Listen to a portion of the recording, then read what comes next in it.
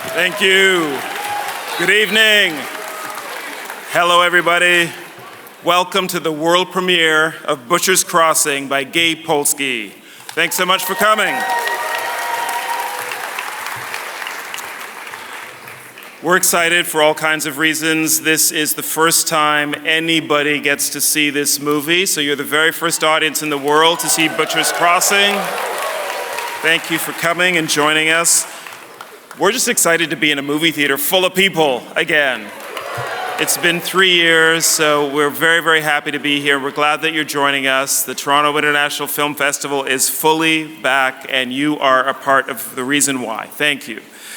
I also want to thank some of the people, the partners who help us do everything that we do, beginning with our lead and our major sponsors, Bell, RBC, Bulgari, and Visa, for continued support all year round at the festival and over the last 2 years when the pandemic really affected how we could deliver the festival for you. I also want to thank our major public supporters, the Government of Canada, the Government of Ontario, Telefilm Canada, and the City of Toronto for their continued support. And I want to remind you that the movie you're about to watch is eligible for our most important prize. That is the People's Choice Award. And it's our most important prize because you decide who wins. So you can go online and vote at tiff.net/vote for your favorite films. Big thank you to Saban Films and Altitude Film Sales for providing us with this film, Butcher's Crossing. And this is a director who's been here before. Gabe Polsky is a Chicago-born producer, writer, and director. A couple of feature documentaries you may know about that were both at the festival: Red Army in 2014 and Red Penguins in 2019. He's also made In Search of Greatness in 2018.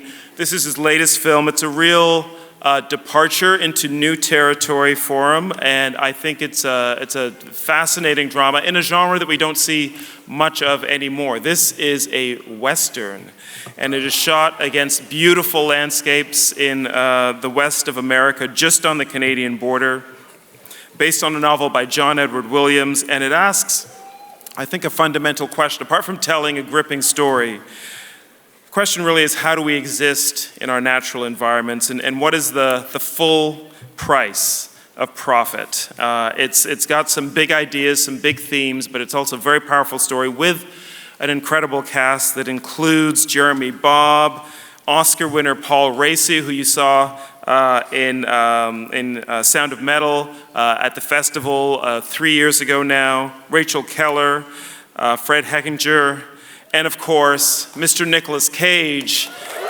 is one of the stars of Butcher's Crossing as well. And the directors brought together this remarkable cast to tell a story that is set in the past but feels as timely as ever. Please join me in welcoming the director of Butcher's Crossing, Gabe Polsky.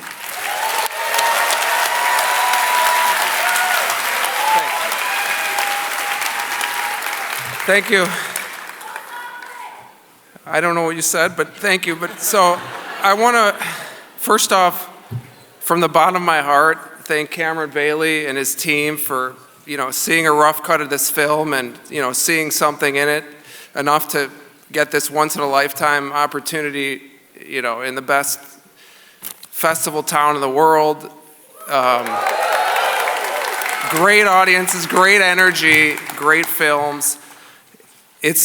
Every time I come here, I feel lucky, so I want to, from the deepest of my heart, thank you for your support, okay? Now I'm going to introduce the cast and then tell a little story. So, first off, a guy that came here from the hospital because he just had a newborn and is so psyched about the film, Nicolas Cage.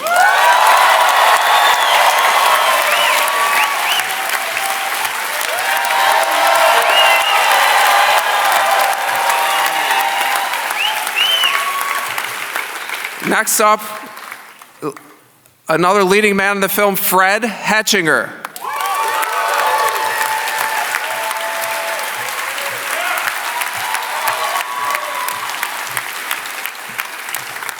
Rachel Keller.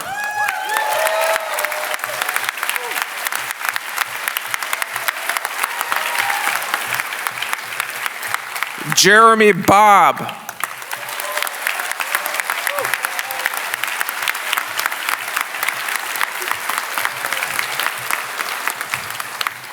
Xander Berkeley.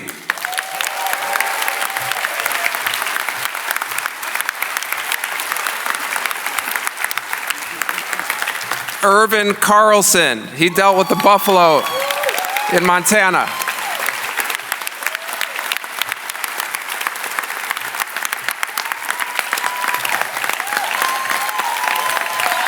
And finally, the producers, Molly Connors, Amanda Bowers, Andy Mason, and not here is Will Clark.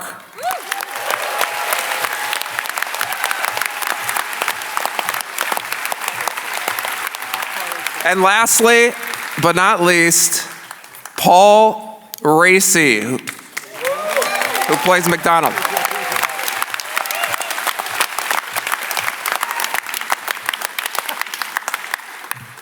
So I want to tell you guys a little story before we start. So about a week before the shoot, I had a conversation with the producers, and it became clear that instead of 20 some days, that we were going to have to shoot this movie in 18 days.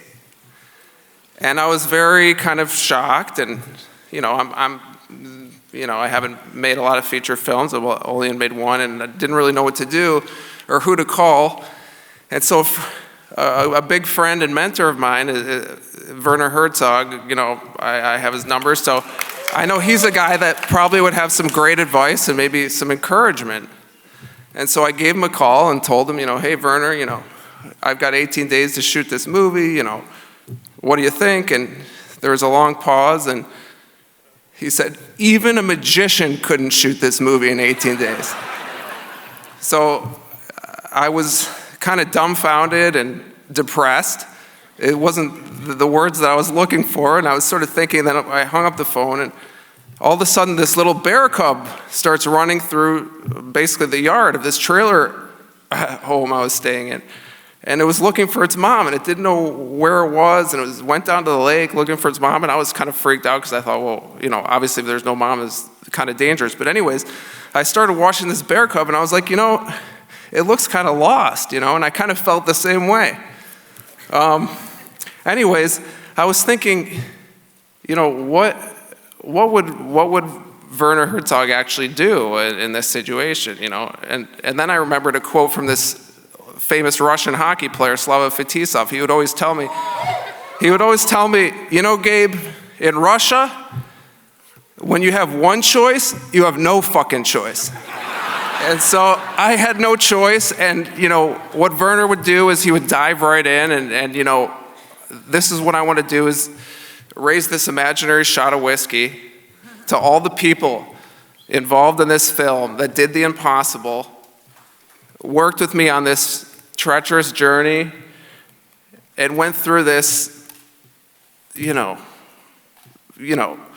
really difficult shoot.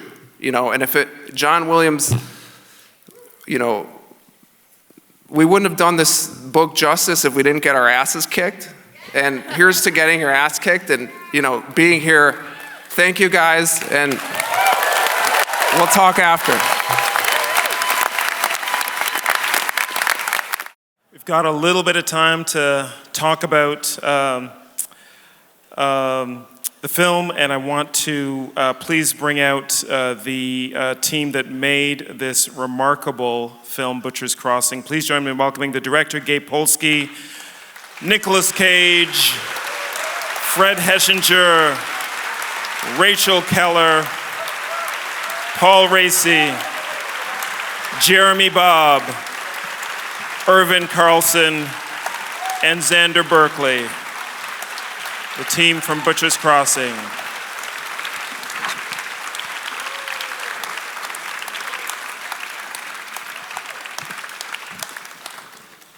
Thank you so much for bringing the film. Gabe, I'll start with you, and I want to ask about just what drew you to adapting this book by John Williams. And this is a stretch, because the films I know from you are about hockey, and now you've made a Western. I guess winter's the only thing in common, but what drew you to the book?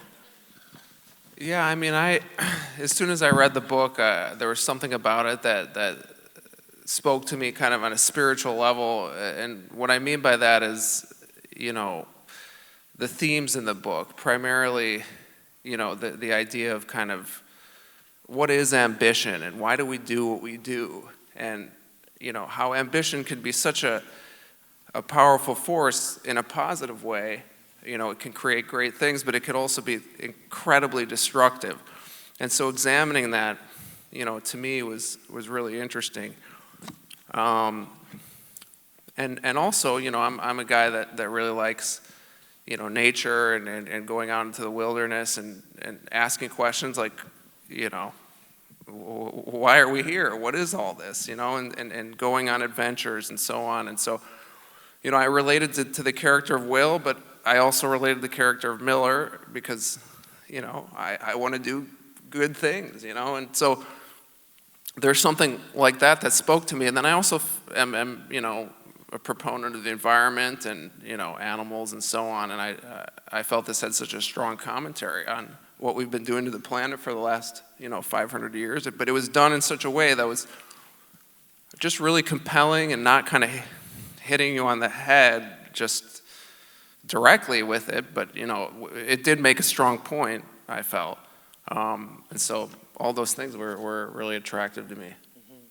When it comes to putting together a cast for a film like this, especially a Western, there was a time in Hollywood where there were actors who did their almost entire careers making Westerns. There's certain actors who were known for being prominent in Western movies, but these days, you're casting people who usually do not have that history. So when you're putting this story together and finding the right actors for these roles who may never have done a Western before, what drew you to the remarkable cast that you have on stage here today? Yeah, well, first of all, I'm not like the hugest, Western fan. I just like great movies. I tend to not love Westerns because it's very, good and evil, and it's too kind of simplified for me, and gratuitously violent and so on. And so I didn't really see this as a Western, but as far as the cast, I really like actors that do the unpredictable things, and who have that sort of magnetic quality to them, and they make really interesting creative choices. And I think one of the most creative actors that we have on the planet is Nick Cage, and he's one of the biggest risk takers there is in terms of acting by far.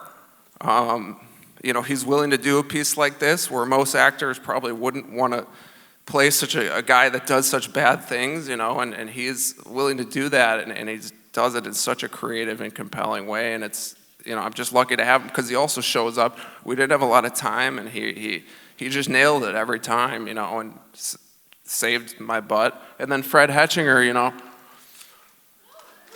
he's similar in that he's always, what attracted me to him was that he's always also doing unexpected things, and that's really what attracted me to him, because a lot of other actors, they kind of play it safe, but he's always doing things that are a little bit different, and that's what catches my eye, and that's what I like, and I can say that about all the actors here. And that's kind of what I was really attracted to. As far as them fitting into the world and 1870s and so on, I kind of hope that if they're great, they're going to figure it out. So, I want to go to you, Nick, and to Fred next to talk about just the dynamic between your two characters and how you built that. There's a lot of tension there, there's a lot of friction, but there's also the beginnings of an understanding through the course of the movie. How did you build that? Well, if you'll give me just a minute to say thank you for inviting me to the Toronto International Film Festival. I have a pretty fascinating relationship with this film festival in particular. First of all, I think you're the greatest audience in the world. I want to say thank you because usually I'm the midnight movie slot, and you're moving me a little earlier now. I'm now the 9 o'clock slot. But my first time here, was 1987. I came here with Norman Jewison for Moonstruck. So Yes. it was important to me to see you all again and to be here. But getting to your question, you know, the book, John Williams' book is a blueprint. I like making movies that are based on great literature. It's a great gateway. It's a great way. An actor's greatest tool is his imagination. So the book starts to stimulate the imagination. And in terms of the relationship, what I was getting from the book was that Miller was seeing in Will an opportunity. He's frustrated, he's stuck, and he knows it's out there. He has this dream, he's seen it, and he's gonna get it, and he's gonna win at all costs, but it's not happening. So Will and what Fred brought, this rather beautiful naivete, this innocence, Miller just locks on it, and he almost wants to be sweet in the beginning and then bring him with him to the more ambitious and let's call it bloodlust side, the dark evil side that exists in all our hearts. You know, I wanted to make a movie called The Seawolf by Jack London. I almost did it with Ron Howard, and then he didn't. He wanted to make The Grinch instead. And so I always said I could play Milt Larson. And then I grew up watching Moby Dick. I could play Captain Ahab, but it never happened. But when Gabe brought me this, I thought now with Miller, I could get close to something like those kinds of characters, or Kurtz and Heart of Darkness. So the relationship I had with Fred, first of all, because the subject matter was very intense, and there's some of it, as you can see, is hard to watch, and it's, you know, we're doing these things to these beautiful animals, and it's history, and it did happen, and we should hold up a mirror to that, so it hopefully never happens again. But the idea with Fred was that we would go into these places together and do these intense scenes, and yet, thank God, he has a marvelous sense of humor. So when we got out of the scene, we could go to the side and go, okay, well, let's get out of that crummy corner of our minds, let's have a joke, let's laugh. So I'd do my Paul Lynde impression, or I would start doing my impression of Richard Harris and Tarzan, talking about that, that's whatever. And we would, he was always so over the top, you see. I'm gonna kill that ape son of a bitch and rip his fucking head off. And so we would just start cracking up, and that was how we kept it going. Truly, I love it.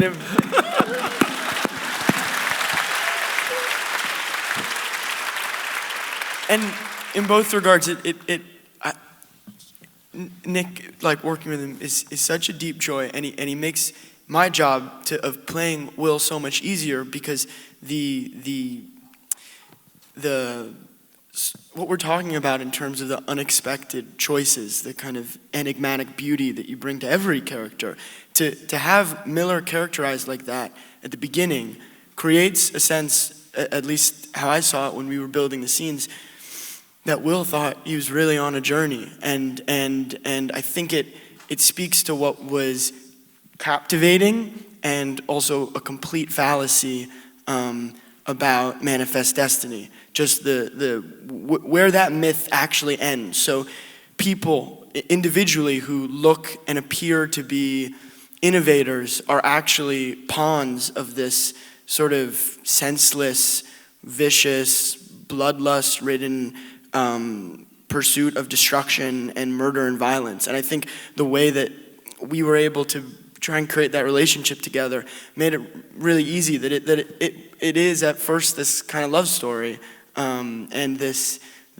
feeling of independent journeying. And in reality, it's as old a tale as it gets when it comes to what the blood that America is built on. So I felt that was really exciting to get into in terms of the relationship between these two characters. Thank you.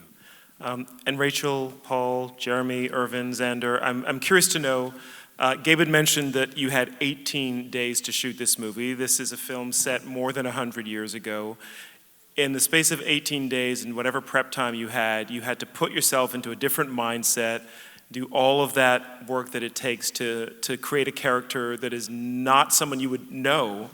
and get that work done and get the scenes done in 18 days. It could not have been easy. If you could just take us behind the scenes a little bit, what was it like making this movie with those kinds of pressures?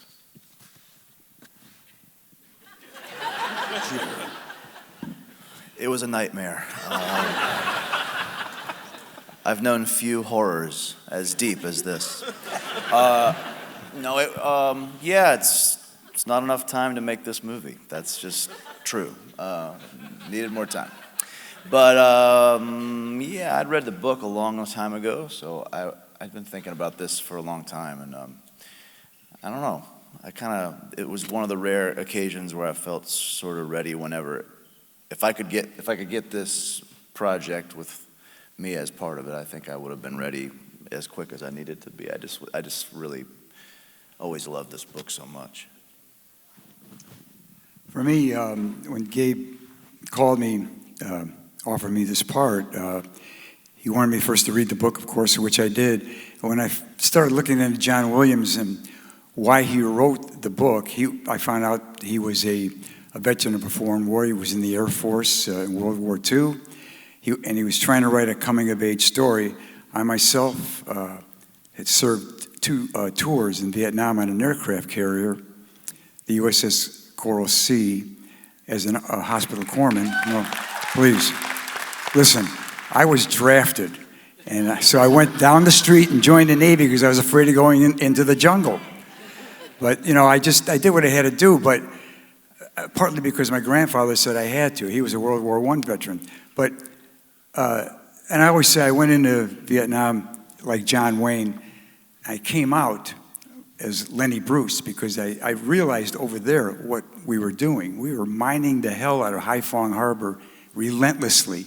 So my point is, I see it as he wrote a coming-of-age story about this, not his experience in the war that he experienced, but it's the same thing. When I look at Will as he starts out his journey, I see myself up there going into Vietnam on the ship and all these sailors telling me what we're going to do when we get over there. And then at the end, I see myself coming home 70 pounds lighter and just miserable and hating myself and everything that I had to do. So preparing for this was easy because I wake up every morning thinking about Vietnam and everything that I went through. And so to see the men, the bloodlust, the greed, the business of the day, the business that we had to do, that's what I see. So it wasn't very hard for me to take a leap and do this Western, if you want to call it a Western. Yeah. Thank you. Anything to add, Rachel, Irvin, Xander? I heard about the book from Gabe like 6 years ago or something, and read it and loved it. And I watching it too. It's like this movie's chock full of restless men, and I felt like in the book and also in our film too that Francine, as a young woman who, like these frontier towns like Butcher's Crossing were sometimes made up of 25% young prostitutes, because if you wanted to make an independent life for yourself, that's what you did. And I found John Williams' writing of this character and the way that we portrayed her in the film as well so graceful and easeful inside of this restless dudes. So I felt grateful to be there. I was only there at the end, so they had all done all the skinning, and I heard lots of good stories about that, which I know was done with Blackfeet, right? Yeah, no way do we have any access to any of that stuff without the Blackfeet. No way. Period. Like, I don't know. Irvin, do you want to speak to that? Yeah, I guess my part was, Gabe had me there as to, I run the Buffalo program there at Blackfeet, and to be there to watch, to direct everything that they done with the buffalo, to make sure that everything was done right, nothing to hurt the animals, teach them how to skin, but just be respectful of all of the animals and do things right. these are wildlife. They're not domestic animals. So, so the 18 days too is really remarkable because you just don't say, "Oh, cut, we got to do that over with these animals." When you get that shot, you know, you don't come back and do it again. So, you know, to all of it, just even seeing tonight, all of the action is, you know, my hat's off to all of the characters, you know, within this movie of doing it in 18 days and doing it with them animals there, the buffalo that I say are not domesticated animals. But one of the things that really hit me with the movie too is and I guess I know these are the history, and talked about the part about the greed, and even tonight watching even more so of us, of these animals being hunted to near extinction, and all for greed. And it reminded me of even when they had the gold rush. They always go, and maybe there wasn't a just go and go and go, and after gold, it was like, we got enough buffalo, let's leave. I know I want to get the rest of them. I need more money, I need more fame.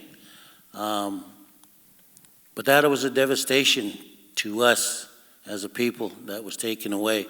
A lot of things that taken from us that to make way, I guess, for the new way, I guess. But the devastation of taking those animals, they were, to us, they're real culturally significant to us, spiritually. The animals are real spiritual to us. I could go on about some real stories that how since even the buffalo coming under my direction at my tribe and taking care of them, how that was a doing of theirs. And even bringing me today, a lot of places, the buffalo made that happen. And even meeting these people and Gabe and making this movie happen, those animals, those buffalo, they made that happen. And they're a very powerful animal. So to me too, watching tonight and seeing that devastation, you feel it in here, you know, of what happened there and to us and to that animal. So it was pretty powerful, I guess, watching that tonight. I watched earlier when Gabe had me check it out, but tonight watching it there with on the big screen, it even hit home. I mean, even more powerful of the way things happen and the way greed kind of runs us. It could be all of us, you know, but it was devastating. So in tonight, that really showed. I really felt that part of it. But anyway, I really thank Gabe for me being a part of that and helping to make sure that those animals were respected, that they were done right, and things were done right with them, and being a part of that. Thank you. Jeremy, want to add something? So in light of what was just said, I think sometimes when we get to talking about these movies and these stories that we are a part of telling, we talk about the literature and the themes behind that and, what it was like to make it. But imagine a time where a whole culture is completely disregarded, and that's justified. And imagine the descendants of those people that were disregarded, then welcoming the descendants of those people who disregarded them into their homeland to make a movie and to teach them the traditions. I mean, these people welcomed us to ceremonies, spiritual ceremonies that were teaching moments for their own communities. Come and watch what we do and how we treat this creature. Come and learn from us. Let us show you how we do it. I can't imagine a bigger piece of generosity having been given to us. I can't say that I would be as generous were I a descendant of a disregarded people myself. And it's overwhelming to consider how generous it is to have us there and tell any story that's connected to their culture, let alone this one. I'll never forget it the rest of my life. Thank you for having us. Thank you.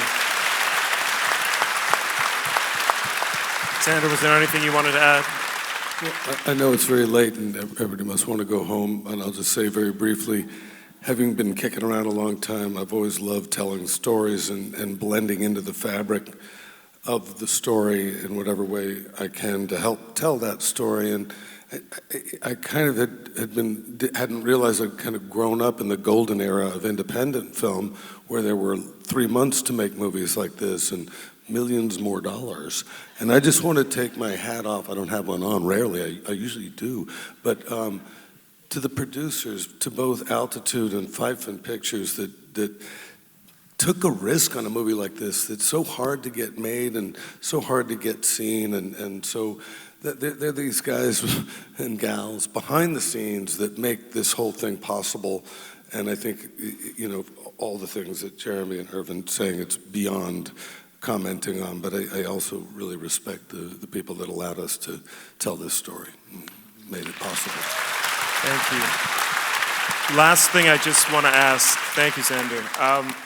You know, when I was watching the film several weeks ago, I could not help but notice, and you mentioned Heart of Darkness, Nick, but I want to ask both Nicolas Cage and Gabe Polsky about the shades of Brando in Apocalypse Now, the shaven head, the sheer brutality of your character Miller.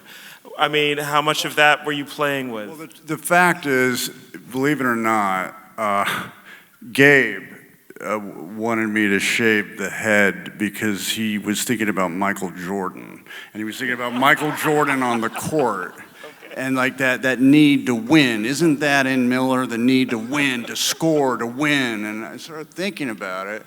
And then, of course, because there is a kind of Joseph Conrad Kurtz via, by the way of Coppola's Apocalypse Now, appearance to the shaved head, I thought, well, like, it sort of works, it coalesces, it could be both. It could be Michael Jordan meets Marlon Brando in Apocalypse Now.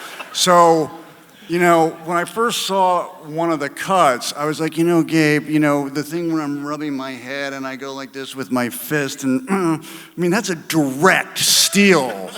You know that, right? I mean, we'll be nice and call it an homage, but maybe you want to take that out. You know, I might, you know, because, you know, it's a little, he goes, well, no, I that's one of my favorite things you do in the movie. I said, well, I mean, you're really going to keep it in? So the question became, to Brando or not to Brando? And then he chose to Brando, so it's in the movie. Yeah, I mean, I don't know how many people kind of immediately were able to recognize that. I wasn't able to, and I've seen that movie, you know, a couple times or a few times, but I like it. Let's try and reenact. Yeah. Did they say why, Willard? Why they sent you? They said you'd completely gone insane, sir. Can you say the horror? The horror. Well, yeah, that's next TIFF. The horror. Oh yeah, no. I still love it. Don't get me started because I've been doing like my understanding of Paul Lynde and Jack Nicholson. Okay, that's a whole other epiphany. That's one of the ways I was making him laugh, because I said to myself, you know, I really think Jack has been doing Paul Lynde. He had an epiphany. He must have been back in the 70s, the Paul Lynde Halloween special was like, how about a martini? And I was like, you know, Wendy, I'm not gonna hurt you. I'm just gonna bash your fucking I'm not Jack Nicholson, it's Paul Lynde. How about a martini? And the funniest thing is I actually went to the Oscars with Jack. He was my date. I was his date, however you want to look at it. He was up for About Schmidt, I was up for Adaptation. And I said, you know, Jack, I said, you know, I just think you've been haven't you been kind of doing Paul Lynde?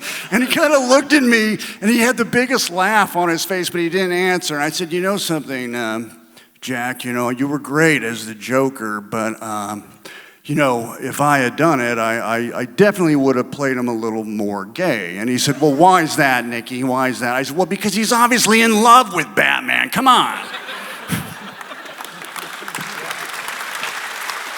Wow. Are you not glad you stayed? Thank you. Sorry, I just had to sort of entertain myself and you know. We've been doing this the whole shoot. I mean, really? You know, the paramedics have that same kind of gallows humor. It was fun. Unfortunately, we're out of time, because I could go all night with this, but I thank you so much, all of you, for the film, for coming back to Toronto, for Butcher's Crossing, Gabe Polsky, Nicolas Cage, and the whole team. Let me do the rest of your names. Fred Hechinger, Rachel Keller, Jeremy Bob, Evan Carlser, Xander Berkeley, and Paul Racy. Thank you.